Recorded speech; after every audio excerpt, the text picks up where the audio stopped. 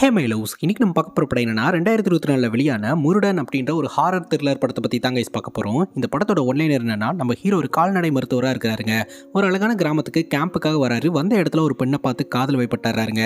அந்த பெண்ணோட அம்மா இறந்து போயிடுறாங்க. அவங்க அம்மா இறந்து போனதுக்கப்புறம் அவங்க அம்மாவோட ஆன்மா கண்ணுக்கு தெரியறதா இந்த பொண்ணு சொல்ல ஆரம்பிக்கிறா. ஆரம்பத்தில் இந்த பொண்ணு ஓவர் திங்க் பண்ணுறதா தான் எல்லோரும் நினைக்கிறாங்க. அதுக்கப்புறம் தான் தெரியுது அது உண்மை அப்படின்ட்டு. அது மட்டும் இல்லாமல் இந்த கிராமத்தில் நிறைய அமானுஷமான ஆக்டிவிட்டி எல்லாம் நடந்துட்டு இருக்குங்க. இதுக்கு பின்னாடி இருக்கக்கூடிய மர்மம் என்ன அப்படின்றது தான் மொத்த படமே. இந்த வீடியோவை ஸ்கிப் பண்ணாம பாருங்க. நீங்க பார்த்துட்டு இருக்கிறது சரண் என்டர்டைன்மெண்ட். நான் தான் சரண். வாங்க வீடியோக்குள்ள போலாம். படத்தோட ஸ்டார்டிங் சீன்ல ஹீரோனுடைய அம்மாவை காட்டுறாங்க. நீண்ட நாட்களாவே ஹீரோனுடைய அப்பாவுக்கு உடம்பு சரியில்லைங்க. படுத்த படுக்கையாவே இருக்கிறாரு. அவரால் பேச முடியல, அசைய முடியல, பெட்லயே இருந்துட்டு இருக்கிறாரு. இது எல்லாத்துக்கும் காரணம் திருஷ்டி தான். நீங்கள் திருஷ்டி எடுத்தால் அவருக்கு எல்லாம் சரியாயிரும்னு ஒரு அக்கா சொல்லியிருக்காங்க. அதுக்காக நடு ராத்திரி பார்த்தீங்கன்னா 2 உருண்டை சாப்பாட்டை ரெடி பண்ணி திருஷ்டி எடுத்துட்டு அந்த சாப்பாட்டை கொண்டு போய் காட்டுக்குள்ளே வைக்கிறாங்க. வச்சுட்டு திரும்பின உடனே ஏதோ ஒரு அமானுஷமான சத்தம் கேட்க ஆரம்பிக்குதுங்க. என்ன சத்தம் அது அப்படின்ட்டு இவங்க திரும்பி பார்த்தா அந்த இடத்துல ஒரு மர்ம உருவம் உட்காந்து அந்த சாப்பாட்டை சாப்பிட்டுக்கிட்டு இருக்கு. அதை பார்த்ததும் மிரண்டு போன ஹீரோனுடைய அம்மா அந்த இடத்துல இருந்து தப்பிச்சா போதுன்ட்டு ரொம்ப வேகமாக வீட்டுக்கு வந்துடுறாங்க. அதுக்கப்புறம் அவங்களுக்கு என்ன ஆச்சுன்னே தெரியலங்க. அங்கே கட் பண்ணால் ப்ரெசன்ட் சிச்சுவேஷன் நம்ம ஹீரோவை காட்டுறாங்க. ஹீரோ ஒரு கால்நடை மருத்துவராக இருக்கிறாருங்க. அண்ட் ஹீரோவோடைய அப்பா கூட எம்எல்ஏவாக இருந்துட்டு இருக்கிறாரு. ஒரு பொட்டன்ஷியலான ஃபேமிலி தான். இப்போ நம்ம ஹீரோ பார்த்தீங்கன்னா கேம்புக்காக இந்த கிராமத்துக்கு வரப்போறதா சொல்லிட்டு கிளம்பி வராருங்க. வந்த இடத்துல ஹீரோடைய ஃப்ரெண்ட்ஸை மீட் பண்ணுறாரு. அப்புறம் கிராம மக்களை எல்லாம் கூப்பிட்டு விழிப்புணர்வுக்கான ஸ்பீச் எல்லாம் கொடுத்துட்டு இருக்காரு. கால்நடைகளை நம்ம எப்படி பார்த்துக்கணும், என்ன பண்ணணும் அப்படின்னு சொல்லிட்டு.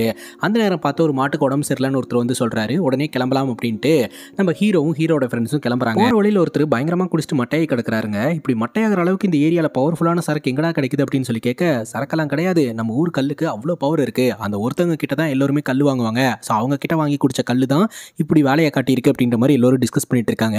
ஏங்க இப்படி பேசிக்கிட்டே நின்னா எப்படி அப்படின்னு சொல்லிட்டு ஹீரோ என்ன பண்றாருன்னா, ஒரு ஆட்டோ டிரைவர் கிட்ட எக்ஸ்ட்ரா பணத்தை கொடுத்து இவர் எந்திரிக்கிற வரைக்கும் வெயிட் பண்ணி இவரை கொண்டு போய் வீட்டில் விட்டுருங்க. இவரோட வீட்டில் பொண்டாட்டி பிள்ளைங்களாம் காத்துக்கிட்டு இருப்பாங்கல்ல அப்படின்னு சொல்ல, உடனே ஆட்டோ டிரைவரும் சரின்னு கேட்டுக்கிறாருங்க. இப்போ ஹீரோரோட ஃப்ரெண்டு வீட்டுக்கு வராரு. ஸோ ஃப்ரெண்டோடைய சித்தி சித்தப்பா இருக்காங்க பார்த்தீங்களா, அவங்க தான் நம்ம படத்தோட ஸ்டார்டிங் சீனில் பார்த்தவங்க. ஸோ சித்தி சித்தப்பாக்கு ஒரு பொண்ணு இருக்கு. அந்த பொண்ணை பார்த்த உடனே ஹீரோக்கு பிடிச்சி போயிருதுங்க. கொஞ்ச நேரத்துக்கு முன்னாடி ஒரு பவர்ஃபுல்லான கல்லு குடிச்சு ஒருத்தர் மட்டையை கிடந்தார் இல்லையா, அந்த கல் வியாபாரத்தை ஒரு புருஷ மண்டாட்டி தான் ஹேண்டில் பண்ணிட்டு இருக்காங்க. அவங்களுடைய இடத்துல அவ்வளோ கூட்டங்க. ஏன்னா அந்த கல்லுக்காக பக்கத்து கிராமத்துல இருந்து கூட வருவாங்கன்னா பார்த்துக்கோங்களேன். அந்த இடத்துக்கு ஹீரோவும் ஹீரோட ஃப்ரெண்ட்ஸும் போறாங்க. அங்கே ஒரு சில பிரச்சனையெல்லாம் கூட ஆகுதுங்க. அப்புறம் ஹீரோ ஃப்ரெண்டோட சித்தி கடையில் உட்காந்து சாப்பிட்டுட்டு இருக்கிறாரு. அந்த நேரம் பார்த்து நம்ம ஹீரோயின் வராங்க. இந்த மாதிரி பக்கத்து கிராமத்துக்கு போகணும் அப்படின்னு சொல்லும்போது, அப்போ நம்ம ஹீரோடைய ஃப்ரெண்டு நானே கொண்டு போய் விட்டுட்டு வரேன் அப்படின்னு சொல்றாரு. அதுக்கு ஹீரோ தேங்க்ஸ் சொல்றாரு. காரணம் என்னன்னா, நம்ம ஹீரோடைய ஃப்ரெண்டு ஹீரோயினை பைக்கில் உட்கார வச்சு கூட்டிட்டு போனார்னா பின்னாடியே ஒரு பைக்ல ஃபாலோ பண்ணிட்டு வருவாருங்க. அப்ப ஹீரோனை பார்த்து பயங்கரமா சைட் அடிக்கலாம் இல்லையா, அதை அப்படியே எக்ஸிக்யூட்டும் பண்றாரு. ஹீரோயின் கிட்ட இருந்தும் ஹீரோக்கு கிரீன் சிக்னல் கிடைக்க ஆரம்பிக்குதுங்க. அதுக்கப்புறம் 2 பேரும் பார்த்துக்கிறாங்க, பேசிக்கிறாங்க. இவங்க 2 பேருக்குள்ள பழக்கமும் உருவாகுதுங்க. அங்க கட் பண்ணா அமாவாசை அன்னைக்கு ராத்திரி மயானத்துல ஒரு மர்ம நபர் ஏதேதோ பண்ணிக்கிட்டு இருக்கிறாருங்க. அவர் அங்க ஏதேதோ பண்ணிக்கிட்டு இருக்க, இன்னொரு பக்கம் இந்த கிராமத்தை சார்ந்த இளைஞன் திடீர்னு கண் முழிச்சு, நான் நல்லா தான் இருக்கேன், நல்லா தான் வாழணும்னு இருக்கிறேன், எனக்கு நிறைய லட்சியமெல்லாம் இருக்குது, ஆனா எனக்கு இப்ப சாவணும்னு தோணுது, அது ஏன்னு தெரியல, எனக்கு ஒண்ணுமே புரியல அப்படின்னு சொல்லிட்டு ஒரு நோட் எடுத்து எழுதி வச்சுட்டு இவன் பாட்டுக்கு தற்கொலை பண்ணி இறந்து போயிடுறான். அப்புறம் வழக்கம் போல ஹீரோனை சைட் அடிக்கிறதுக்காக வராரு. அப்ப ஹீரோனுடைய அம்மா வீட்டில் இல்லைங்க. ஹீரோனுடைய அப்பா படுத்த படுக்கையாவே இருந்துட்டு இருக்காரு. ஹீரோயின் வந்து அவங்க அப்பாவை கேர் பண்ணிக்கிட்டு இருக்க, இது வந்து ஹீரோக்கு அட்வான்டேஜா அமைஞ்சிருதுங்க. அப்படியே ரொமான்டிக்கா அப்ரோச் பண்ணி இவங்க 2 பேர்த்தோடைய காதலை கன்ஃபார்ம் பண்ணிக்கிட்டு இவங்க 2 பேரும் ஜாலியா லவ் பண்ணிக்கிட்டு இருக்காங்க. இப்போ நம்ம ஹீரோனுடைய அம்மாவை காட்டுறாங்க. ஒரு நபர் பத்திரிக்கை கொடுக்கறதுக்காக வந்திருக்காருங்க. அவருடைய மகளுக்கு கல்யாணம் வச்சிருக்கிறதாகவும் நம்ம ஹீரோனுடைய அம்மா கிட்ட பணத்தை கொடுத்து வச்சிருக்கிறதாகவும் தெரிய வருதுங்க. அதனால கல்யாணம் கிட்ட வரும்போது உங்ககிட்ட பணத்தை வாங்கிக்கிறேன், பணத்தை மட்டும் அரேஞ்ச் பண்ணி வைங்க அப்படின்னு சொல்ல, பணம் எல்லாம் ரெடியா இருக்கு, உனக்கு எப்போ வேணுமோ வந்து வாங்கிட்டு போய்க்கலாம் அப்படின்ற மாதிரி ஹீரோனுடைய அம்மா சொல்லிடுறாங்க. அவரு சந்தோஷமா கிளம்புறாருங்க. அங்க கட் பண்ணா அடுத்த அமாவாசை வருதுங்க. இந்த கிராமத்தை சார்ந்த ஒரு கணவன் மனைவி ரொம்ப ஹாப்பியா இருந்துட்டு இருக்காங்க. அன்னைக்கு ராத்திரி அந்த மனைவி அவங்க வீட்டு ஆளுங்க கூட ஹாலில் படுத்து தூங்குறதா சொல்றாங்க. ஆனா கணவன் பாத்தீங்கன்னா இல்ல, என் கூட இரு அப்படின்னு சொல்லிக்கிட்டு இருக்காரு. மனைவி கேட்காம ஹாலிலே படுத்து தூங்கிடுறாங்க. அன்னைக்கு ராத்திரி இந்த அமானுஷமான உருவம் வந்து அந்த பெண்ணுக்கிட்ட அத்துமீறல ஈடுபட்டு இருக்குங்க. ஆனா அந்த பெண்ணுடைய கண்ணுக்கு அந்த உருவம் தெரியல. காலையில கண் முடிச்சதுக்கு அப்புறம் தான் பக்கத்துல கணவர் இருக்கிறத பார்த்துட்டு, ஓகே ராத்திரி ஃபுல்லா நம்ம கூட கணவர் தான் இருந்திருக்கிறாரு அப்படின்னு மனைவி நினைச்சுக்கிறாங்க. ஆனா கணவன் பாத்தீங்கன்னா காலையில தான் வந்து அந்த இடத்துல படுத்திருந்திருப்பாரு. அப்புறம் நம்ம ஹீரோக்கு சர்ப்ரைஸ் கொடுக்கறதுக்காக ஹீரோடைய அம்மா அப்பா இந்த கிராமத்துக்கே வந்திருப்பாங்க. ஏன்னா இன்னைக்கு ஹீரோடைய பர்த்டேங்க. அப்புறம் இந்த கிராமத்திலேயே வச்சு பர்த்டே செலிப்ரேஷன்லாம் பண்ணிட்டு நம்ம ஹீரோடைய அம்மா அப்பா ஊருக்கு கிளம்பி போயிடுறாங்க. கொஞ்ச நேரத்துக்கு முன்னாடி ஒரு கணவன் மனைவி பார்த்தோம் இல்லையா, அவங்க ஒரு ஸ்பெஷல் பூஜை பண்றதுக்காக வந்திருக்காங்க. அவங்களை பார்த்த உடனே ஏதோ ஒன்று தப்பா இருக்கு அப்படின்றது இந்த சாமியார் உணர்றாரு. உடனே அவங்க வீட்டை பார்க்கலாமா அப்படின்னு சொல்லிட்டு வீட்டுக்கு வந்து செக் பண்ணி பார்க்கறாருங்க. இனிமேல் இந்த வீட்டில் இருக்காதீங்க, இந்த வீட்டுக்குள்ள காத்து கருப்பு இருக்கு, இந்த வீட்டில் இருக்கிறவங்கள கொல்லாம விடாது, உடனே காலி பண்ணிட்டு எங்காவது போயிருங்க அப்படின்ற மாதிரி சொல்லிடுறாருங்க. அப்புறம் ஹீரோனுடைய அப்பாக்கு திடீர்னு உடம்பு சரியில்லாம ஆயிருதுங்க. வந்து செக் பண்ணி பார்க்கும்போது தான் தெரிய வருது, ட்ரிப்ஸ் ஏற்றிருக்காங்க, அந்த இன்ஜெக்ஷனை ரிமூவ் பண்ணாமே விட்டுருந்துருக்காங்க. அதோட இன்ஃபெக்ஷன் காரணமாக தான் உங்கள் அப்பாவுக்கு உடம்பு சரியில்லாமல் இருக்குது, சரியாயிரும் அப்படின்னு சொல்லிட்டு டேப்லெட்ஸ் எல்லாம் கொடுத்து அவர் தூங்க வச்சிருக்காருங்க. ஹீரோனுடைய அம்மா பார்த்தீங்கன்னா ஹீரோவை இங்கேயே தூங்கிக்கப்பா அப்படின்ற மாதிரி சொல்லவும் சரின்னு கேட்டுட்டு ஹீரோடைய ஃப்ரெண்டு, அதுக்கப்புறம் இன்னொரு பக்கம் ஹீரோனுடைய அம்மாவும் ஹீரோனும் தூங்கிட்டு இருக்காங்க. நடுராத்திரியில் வேணுனே நம்ம ஹீரோனுடைய அம்மாவை டைவர்ட் பண்ணிட்டு ஹீரோன் கிட்ட ரொமான்ஸ் பண்ண ஆரம்பிக்கிறாருங்க. தொடர்ந்து இவங்க 2 பேர்த்தோடைய லவ்பீக வாழ்க்கை நல்லபடியாக தான் போயிட்டு இருக்கு. அப்புறம் இந்த கல் சீசன் வருதுங்க, மறுபடியும் கல் குடிக்கிறதுக்காக எல்லாரும் அந்த இடத்துக்கு போறாங்க. அங்கே நம்ம ஹீரோடைய ஃப்ரெண்டு பார்த்தீங்கன்னா நான் ஒண்டியாக குடிக்க போறேன் அப்படின்னு சொல்லிட்டு மொத்த கல்லையும் எடுத்து அவர் பாட்டுக்கு குடிச்சிடுறாரு. குடிச்ச கொஞ்ச நேரத்திலே பார்த்தீங்கன்னா திடீர்னு பயங்கரமாக வாமிட் எடுத்து கீழே விழுக ஆரம்பிக்கிறாரு. என்னாச்சோ ஏதாச்சோன்னு சொல்லிட்டு எல்லாரும் பதறி போயிடுறாங்க. பார்த்தா அந்த டைமில் குடிச்ச எல்லோருக்குமே இதே மாதிரி தாங்க நடந்திருக்குது. ஊர்க்காரங்க எல்லாருமே அந்த கணவன் மனைவியை பிடிச்சி பயங்கரமாக பிரச்சனை பண்ண ஆரம்பிக்கிறாங்க. போலீஸ் ஆஃபீஸர் வந்து விசாரணை பண்ணும்போது இந்த கணவன் மனைவி சொல்லிடுறாங்க, நாங்கள் காலங்காலமாக கல் கொடுத்துட்ருக்கோம், எங்கள் மேலே எந்த தப்புமே இல்லை, நாங்கள் எதுக்காக பாய்சனை கலந்து இந்த கிராமத்தினர்களை கொல்ல பார்க்கணும் அப்படின்ற மாதிரி கேட்க, சரி அந்த கல்லை கொண்டாங்க நானே குடிச்சு பார்க்குறேன் அப்படின்னு சொல்லிட்டு புதுசாக இறக்குன கல்லை இவர் குடிச்சு பார்க்குறாருங்க. குடிச்ச உடனே ஒன்றுமே ஆகலை அப்படின்னு சொல்லிக்கிட்டு இருக்கும்போதே திடீர்னு வாந்தி எடுத்து கீழே விழுக ஆரம்பிக்கிறாரு. பதறி போன கணவன் மனைவி இந்த ஊரில் இருக்கக்கூடிய ஒரு சாமியார் கிட்ட வந்து இப்படி ஒரு பிரச்சனை ஆயிடுச்சுங்க அப்படின்னு சொல்ல, அவங்க பார்த்தீங்கன்னா இந்த சோழி போட்டெல்லாம் பார்த்துட்டு ஒரு விஷயத்த சொல்கிறாங்க, உங்கள் மேலே எந்த தப்புமே கிடையாது, அந்த மரம் பாய்சன் ஆயிடுச்சு, ஏன்னா அந்த மரத்தோடைய வேரில் வந்து பாம்புங்க இருக்குது, பாம்புங்க அந்த வேரை கடிச்சதுனால அந்த விஷம் அந்த மரத்தில் ஏறி அதன் மூலமாக தான் எல்லோருக்கும் ஃபுட் பாய்சன் ஆயிருக்குது, அந்த மரத்தை வெட்டிடுங்க, வேற மரத்தை பார்த்துக்கோங்க அப்படின்னு சொல்லவும் இவங்க பிஸ்னஸே வந்து லாஸ் ஆயிடுச்சுன்னு ரொம்பவே ஃபீல் பண்ணிக்கிட்டு இருக்காங்க. அதை வந்து நம்ம ஹீரோனுடைய அம்மா கிட்ட புலம்பிக்கிட்டு இருக்காங்க. சரி என் கதை தான் இப்படி ஆயிடுச்சு, உங்கள் புருஷன் படுக்கையிலே இருந்துட்டு இருக்கிறார் இல்லையா, இது எல்லாத்துக்கும் காரணம் திருஷ்டி தான், நீங்கள் என்ன பண்ணுறீங்க, இன்னைக்கு ராத்திரி திருஷ்டி எடுத்து அந்த சாப்பாட்டை கொண்டு போய் ஒரு இடத்துல வச்சுட்டு வாங்க, எல்லாம் சரியாக போகும் அப்படின்னு சொல்ல, நம்ம ஹீரோனுடைய அம்மா தான் ஹீரோனுடைய அப்பா குணமாகறதுக்கு என்ன வேணாலும் பண்ணுறதுக்கு தயாராக இருக்காங்களே. அதனால நடுராத்திரி பார்த்தீங்கன்னா அந்த அக்கா சொன்ன மாதிரி திருஷ்டி எடுத்துட்டு அந்த சாப்பாட்டை காட்டுக்குள்ளே கொண்டு போய் வச்சுட்டு திரும்பி வரும்போது தான் அந்த அமானுஷமான உருவத்தை பார்த்து பயந்து வீட்டுக்கு ஓடி வந்து அப்படியே தரையில் விழுந்து ஸ்பாட்லேயே இறந்து போயிருக்கிறாங்க. இப்போ ஹீரோனுடைய அம்மா இறந்து போயிட்டாங்க. ஹீரோனுடைய அப்பா படுத்த படுக்கையாகவே இருந்துட்டு இருக்கிறாரு. இப்போ ஹீரோனுக்கு உறவுன்னு சொல்லிக்கிறதுக்கு யாருமே இல்லைன்னு சொல்லிட்டு பயங்கரமாக அழுவ ஆரம்பிக்கிறாங்க. அதுக்கப்புறம் ஹீரோனுடைய அம்மாக்கான இறுதி சடங்கை இந்த ஊர்க்காரங்களே எடுத்து பண்ணுறாங்க. இறந்தவங்களுக்கு படையல் படைக்கிறாங்க. ஆனால் அந்த படையலில் இருக்கிற சாப்பாட்டை எடுத்துக்கிறதுக்காக எந்த காகமே வரமாட்டேதுங்க. அதனால எல்லோருமே பார்த்தீங்கன்னா ஹீரோனை ஒரு மாதிரி பேச ஆரம்பிக்கிறாங்க. ஹீரோனுடைய அம்மா வந்து பாவம் பண்ணியிருக்காங்க, அதனால தான் இந்த மாதிரி எடுக்க மாட்டேது. அது மட்டும் இல்லாமல் ஹீரோனுடைய அம்மா பணம் எல்லாம் வாங்கி வச்சிருந்திருக்காங்க இல்லையா, அதையெல்லாம் ஏமாத்திட்டு போயிட்டாங்க அப்படின்னு சொல்லிட்டு ஊர்க்காரங்க எல்லாம் வாய்க்கு வந்தபடி ஹீரோனை பேச ஆரம்பிக்கிறாங்க. இது வரைக்கும் நம்ம ஹீரோயின் வந்து கௌரவமாக வாழ்ந்துகிட்டு இருந்தாங்க. ஹீரோனுடைய அம்மா இறந்து போனதுக்கப்புறம் ஹீரோயின் ஒரு மோசமான பெண் அப்படின்ற மாதிரி பேர் எடுக்க ஆரம்பிக்கிறாங்க. ஹீரோனுக்கு ரொம்பவே கஷ்டமா இருக்குது. இந்த சமயத்தில் நம்ம ஹீரோ தாங்க கிட்ட வந்து உட்காந்து ஆறுதல் சொல்ல ஆரம்பிக்கிறாரு. அப்போ ஹீரோயின் சொல்கிறாங்க, நீ எம்எல்ஏவோட பையன், டாக்டராக இருக்கிறேன், நீ வந்து எப்படி என்ன கட்டிப்ப அப்படின்னு ஊருக்காரங்க பேசுகிறாங்க. அது மட்டும் இல்லாமல் என்னை எல்லாருமே வாய்க்கு வந்தபடி பேசுகிறாங்க, எனக்கு கஷ்டமாக இருக்குது அப்படிங்கும்போது யார் என்ன சொன்னாலும் பரவாயில்ல, எப்போதுமே நான் கூட இருப்பேன், நீ எதை பற்றியும் கவலைப்படாத அப்படின்னு சொல்லிட்டு நம்ம ஹீரோ தொடர்ந்து ஹீரோயின் மேலே காதலை வெளிப்படுத்திக்கிட்டே இருக்கிறாருங்க. ஹீரோயினை பக்கத்துலேருந்து நல்லபடியாக பார்த்துக்கிறாரு. ராத்திரி எல்லோரும் தூங்கிட்டு இருக்கும்போது திடீர்னு ஹீரோயினுடைய அம்மா ஆன்மா வந்து ஹீரோயின் கிட்ட கம்யூனிகேட் பண்ண ஆரம்பிக்குதுங்க. இது ஹீரோனுக்கு கேட்காதுன்னு பார்த்தா ஹீரோனுக்கு கேட்க ஆரம்பிச்சிருந்துருக்குது. அதை கேட்டு ஹீரோயின் பயந்து கத்த ஆரம்பிச்சிட்டாங்க, என்னுடைய அம்மா இங்கே தான் இருக்காங்க, எங்கேயோ இருக்காங்க அப்படின்னு சொல்லிட்டு. அதுக்கப்புறம் ஹீரோனுடைய அம்மா இறந்து போன அந்த வேதனையில தான் இப்படி ஹீரோன் அழுதுகிட்டு இருக்காங்கன்ட்டு எல்லோரும் சமாதானப்படுத்திடுறாங்க.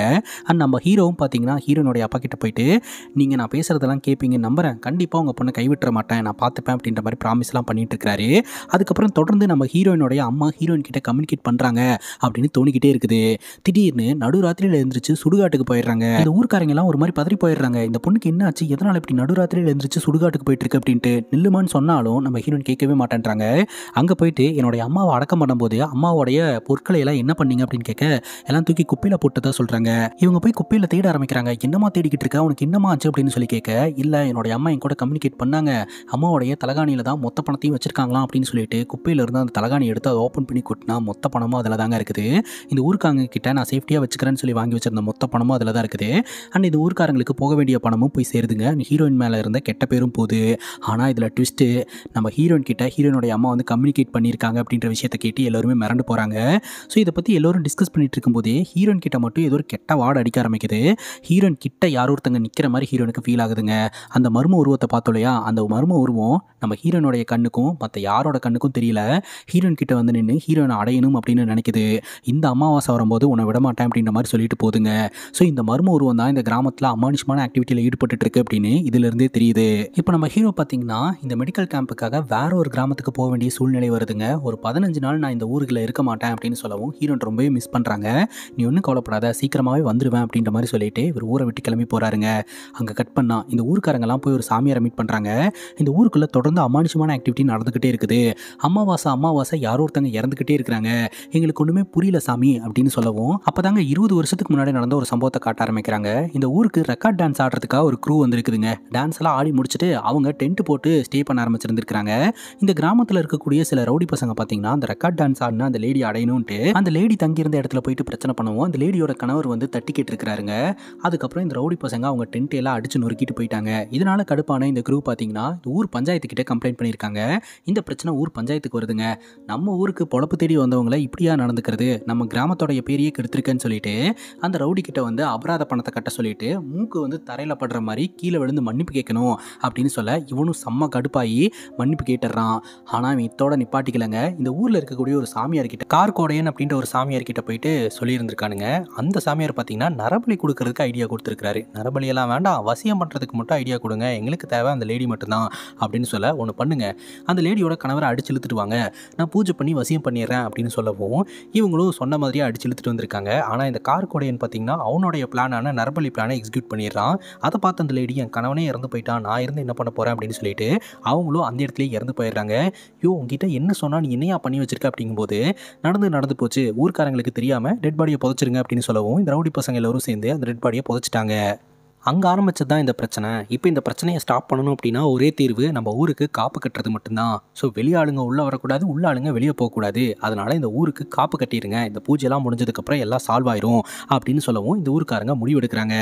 இந்த ஒரு தகவலை பார்த்தீங்கன்னா ஹீரோ கிட்ட ஃபோன் பண்ணி சொல்கிறாங்க. இந்த மாதிரி ஊருக்கு காப்பு கட்ட போகிறாங்க, ஒன்ஸ் காப்பு கட்டிட்டாங்கன்னா வெளியாளுங்க யாருமே உள்ளே வர முடியாது, நாளானிக்கு தான் காப்பு கட்டுறாங்க, நீ நாளைக்கு ஊருக்கு வந்துரு அப்படின்னு சொல்லவும் ஹீரோவும் சரின்னு கேட்டுட்டு இந்த ஊருக்கு வந்துடுறாருங்க.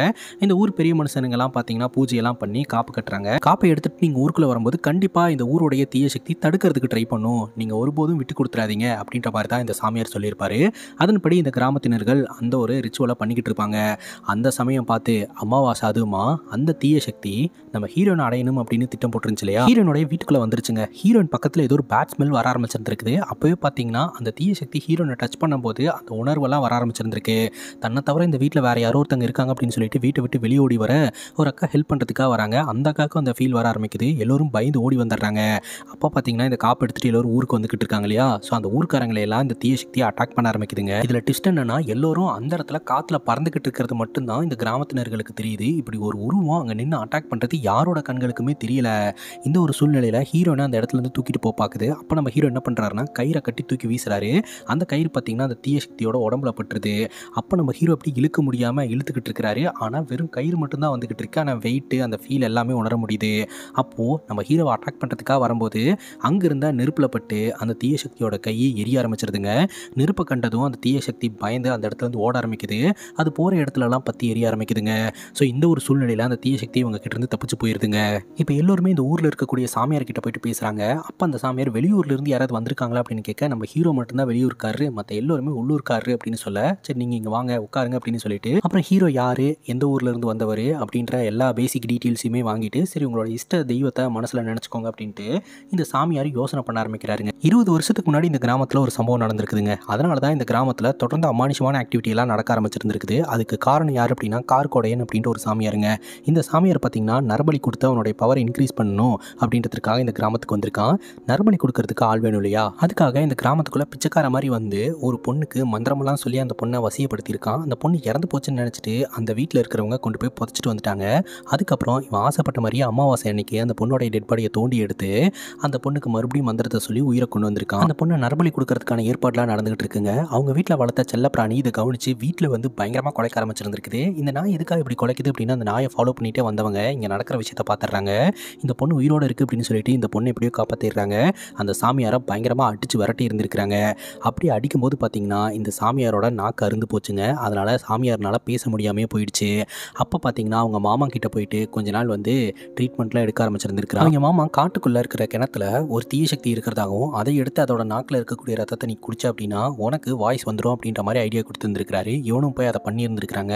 நினச்ச மாதிரியே உனக்கு வாய்ஸ் வந்துருச்சு. ஆனால் அந்த தீய சக்தி இவனை விடாமல் துரத்திட்டே வந்திருக்குது. இவன் பார்த்தீங்கன்னா இப்போ இவங்க இருக்காங்க பார்த்தீங்களா, இந்த கிராமத்துக்குள்ளே நுழைஞ்சிட்டான். இந்த கிராமத்தோட என்ட்ரன்ஸ் கிட்ட பார்த்தீங்கன்னா ஒரு கடவுள் இருந்திருக்கு. ஸோ அந்த கடவுள் சிலையை தாண்டி அந்த தீய சக்தினால் உள்ளே நுழைய முடியல. ஆனால் அந்த தீய சக்தி இந்த கார்கோடையன் அப்படின்ற அந்த ஒரு நபரை மட்டும் பழி வாங்கணும்னு எல்லையிலேயே காத்துக்கிட்டு இருந்திருக்கு. ஆனால் பழி வாங்க முடியாதனாலையும் அந்த கிராமத்துக்குள்ளே வர முடியாதனாலையும் ஒவ்வொரு அமாவாசை அன்னைக்கும் ஓலை விட ஆரம்பிச்சிருந்திருக்குது. அதை பார்த்து இந்த கிராம மக்கள்லாம் பயந்து போக ஆரம்பிச்சிருந்திருக்காங்க. அவங்கள இந்த மோகினியை அழிக்க வந்திருக்கு அப்படின்னு நினச்சிட்டு. அதுக்கப்புறம் இந்த கார்கோடையன் அப்படின்றவன் அந்த ஒரு ஆத்மாவை சாந்தி அடைய வைக்கணும் அப்படின்றதுக்காக ஊருக்குள்ளே ஒரு நரபலி கொடுக்கலாம் அப்படின்னு பிளான் போட்டிருக்கிறான். ஸோ அப்போ தான் பார்த்தீங்கன்னா இந்த ஊர் ரவுடி பசங்க வந்து இந்த ஊருக்கு ரெக்கார்ட் டான்ஸ் ஆட வந்தவங்கள கூப்பிட்டு வந்திருக்காங்க. ஸோ நரபலி கொடுத்து அந்த ஆத்மாவை சமாதானப்படுத்தி இருந்திருக்கிறான். ஆனால் இந்த டான்ஸ் க்ரூவில் இருந்த கணவன் மனைவி இறந்து போயிட்டாங்க. அவங்களுக்கு ஒரு பையன் இருந்திருக்கிறான். இது எல்லாத்தையுமே ஒளிஞ்சிருந்து பார்த்துக்கிட்டு இருந்திருக்கான். அவங்க புதைச்சிட்டு போனதுக்கப்புறம் அவங்க அம்மா அப்பாவை நினச்சி அந்த இடத்துல அழுவ ஆரம்பிச்சிருந்திருக்கிறான். ஒரு கட்டத்துக்கு மேலே அவனுக்கு பசி அதிகமாகிடுச்சு. அந்த நேரம் பார்த்து இந்த சாமியார் பூஜை பண்ணிட்டு அந்த இடத்துல சாப்பாடு வச்சுட்டு போயிருந்திருப்பாரு. அதை எடுத்து இவன் சாப்பிட ஆரம்பிச்சிட்டான். அப்போ பார்த்தீங்கன்னா அந்த இடத்துக்கு இந்த சாமியார் வந்திருக்கிறான். இந்த சாமியாரை பார்த்த உடனே இவன் தான் அம்மா அப்பாவை கொண்டவன் அப்படின்னு சொல்லிட்டு அந்த சாமியாரை போட்டு தள்ளிட்டாங்க. போட்டு தள்ளிட்டு அந்த இடத்த விட்டு கிளம்பிட்டான். கிளம்பும் போது அந்த சாமியாரோட பேக்கையும் எடுத்துகிட்டு போயிட்டான். அதுக்குள்ளே பார்த்தீங்கன்னா மந்திர புக்கும் சாப்பாடும் இருந்திருக்கு. அதை சாப்பிட்டுட்டு அந்த மந்திர புத்தகத்தை படிக்க ஆரம்பிச்சிருந்திருக்கிறான். அதன் மூலமாக பார்த்தீங்கன்னா இந்த சின்ன பையனுக்கு மந்திர தந்திரங்கள்லாம் தெரிய வர ஆரம்பிச்சிருந்திருக்கு. அந்த சின்ன பையன் தாங்க இப்போ அமானுஷமான உருவமாக இந்த ஊருக்குள்ளே சுற்றிக்கிட்டு இருக்கான். அவனோட மந்திர தந்திரத்தை பயன்படுத்தி தான் இன்விசிபிள் மேனாக இந்த ஊருக்குள்ளே இருக்கிறான். அது மட்டும் இல்லாமல் அந்த கார்கோடையன் அப்படின்ற அந்த சாமியார் இறந்து போயிட்டான் இல்லையா, இறந்து போனாலும் இந்த மந்திரத்தையெல்லாம் சொல்லி இந்த ஆத்மாக்களை நீ கண்ட்ரோல் பண்ணி சூப்பர் பவர்ஸை கெயின் பண்ணிக்கணும் அப்படின்ற மாதிரி சொல்லிட்டு போயிருந்திருக்கிறான். அதை தொடர்ந்து அந்த சாமியாரோடைய மனைவி பண்ணிட்டு இருந்திருக்கிறாங்க. அந்த சமயத்தில் தான் இந்த ஊரை விட்டே போன அந்த சின்ன பையன் பெரியால இந்த ஊருக்குள்ளே என்ட்ரி கொடுத்துருந்துருக்கிறான். அப்போ இந்த சாமியாரோட மனைவி பூஜை பண்ணிட்டு இருக்கிறத பார்த்ததும் இவன் கிட்ட போய் செடியூஸ் பண்ணியிருக்கிறான். அப்போ பார்த்தீங்கன்னா இந்த சாமியாரோட மனைவி மந்திரத்தை விட்டுட்டாங்க. அப்படியே கீழே விழுந்து இறந்து போயிட்டாங்க. அந்த சமயத்தில் இவங்க கண்ட்ரோலில் இருந்த அந்த பாம்புங்கள்லாம் பார்த்தீங்கன்னா அந்த மரத்தோடைய வேருங்களை கடிக்க ஆரம்பிச்சிருந்துருக்குது. அதன் மூலமாக தான் மரத்தில் இருக்கக்கூடிய அந்த கல்லில் விஷமெல்லாம் உருவாகி இந்த கிராமத்தில் இருக்கிறவங்களுக்கு ஒவ்வொருத்தங்களுக்காக ஃபுட் பாய்சன் ஆக ஆரம்பிச்சிருந்துருக்கு. அப்போ இதுக்கு தீர்வே இல்லையா சாமின்னு சொல்லி கேட்க அப்போ தான் இந்த சாமியார் சொல்கிறாருங்க, அதாவது அந்த பையன் இருக்கான் இல்லையா, அவன் வந்து அவங்க அம்மா அப்பாவை புதைச்ச இடத்த கோயிலாகவும் இந்த கிராமத்தை மயானமாகவும் பார்க்குறான். ஸோ இந்த மயானத்தில் போய் யாராவது புதைச்சாங்கன்னு வைங்களேன், அவன் என்ன பண்ணுறான்னா அந்த ஆத்மாக்களையெல்லாம் எழுப்பி விட்டுறான். அந்த ஆத்மாக்கள் எல்லாம் இந்த கிராமத்துக்குள்ளே சாந்தி அடையாமல் சுற்றிக்கிட்டு இருக்குதுங்க. அதனால தான் இந்த கிராமத்துக்குள்ளே தொடர்ந்து அமானுஷமான ஆக்டிவிட்டியெல்லாம் நடக்க ஆரம்பிக்குது.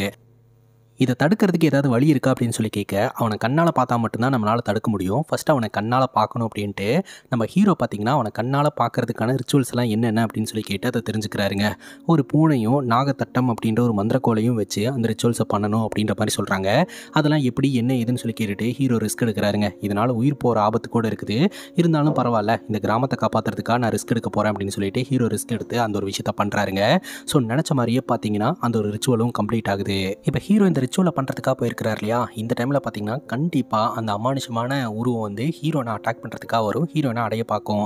ஆனால் அது நெருப்பை பார்த்து பயப்படுது அப்படின்ட்டு ஹீரோயின் கையில் 2 தீப்பந்தத்தை கொடுத்துட்டு தாங்க போயிருந்திருப்பாரு. ஆனால் அந்த உருவம் அங்கே தான் உட்காந்துக்கிட்டு இருக்கும். தீப்பந்தம் எப்படியும் காலியாகும், அப்போது கண்டிப்பாக உன்னை விட மாட்டேன் அப்படின்னு சொல்லிட்டு வெயிட் பண்ணிக்கிட்டு இருக்குது. தீப்பந்தம் அதே மாதிரி காலியாகுதுங்க. பயந்து போன நம்ம ஹீரோயின் பார்த்தீங்கன்னா கிராமத்துக்குள்ள ஓடி வந்துடுறாங்க. இந்த கிராமத்தினர்கள்லாம் சுற்றி பார்க்க அந்த அமானுஷமான உருவம் அட்டாக் பண்ண ஆரம்பிக்குதுங்க. யார் கண்ணுக்குமே அந்த அமானுஷமான உருவம் தெரிய மாட்டேங்குது. ஆனால் ஹீரோ கண்ணுக்கு மட்டும் தெரியுது. ஹீரோ அந்த ரிச்சுவலை பண்ணதுனால உடனே ஹீரோக்கும் அந்த அமானுஷமான உருவத்துக்கும் சண்டை நடக்க ஆரம்பிக்குதுங்க. அந்த உருவத்துக்கும் தெரிஞ்சு போச்சு நம்மளோட மந்திர சக்தி இவங்கிட்ட மட்டும் வேலை செய்யலை அப்படின்ட்டு. அதுக்கப்புறம் 2 பேருமே பயங்கரமாக சண்டை போட ஆரம்பிக்கிறாங்க. அப்புறம் அந்த நாகத்தட்டம் அப்படின்ற அந்த மந்திரக்கோலை வச்சு நம்ம ஹீரோ அந்த அமானுஷமான உருவத்தை அட்டாக் பண்ணுறாருங்க. அதுக்கப்புறம் அதோட சக்தியெல்லாம் இழந்து அந்த இடத்துலேயே விழுந்து அது இறந்து போகுது. மயானத்தில் புதைச்ச டெட் பாடிங்களையெல்லாம் கொண்டாந்து இந்த அமானுஷமான உருவம் எல்லாத்தோட வீட்லேயும் போட்டு வச்சுருக்கு. அவங்களையெல்லாம் எடுத்துகிட்டு போயிட்டு ப்ராப்பராக அடக்கம் பண்ணால் இங்கே இருக்கக்கூடிய அமானுஷமான சக்திகள் எல்லாமே வெளியே போயிடும், நம்ம கிராமம் பழைய நிலைமைக்கு திரும்பிடும் அப்படின்னு சொல்ல கிராமத்தினர்கள் எல்லோருமே அதை பண்ணுறாங்க. அதுக்கப்புறம் இந்த கிராமம் பழைய நிலைமைக்கே வருதுங்க. இதோட இந்த படம் முடியுதுங்க. இதே மாதிரி வேறு ஏதாவது படத்தை பற்றி பேசணும் அப்படின்னு நினச்சிங்கன்னா படத்தோடைய பேரை கமெண்ட் செக்ஷனில் சொல்லுங்கள். இதே மாதிரி வேறு ஒரு நல்ல வீடியோவில் வந்து சந்திக்கிறேன். Love you guys, take care and cheers.